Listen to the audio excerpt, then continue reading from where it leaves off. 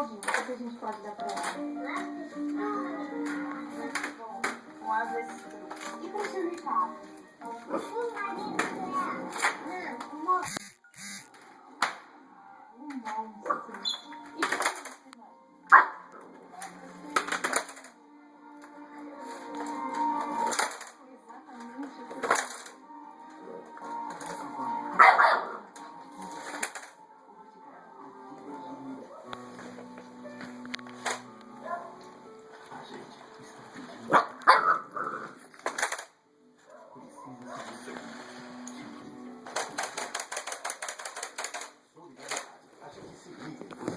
Oi, bebê.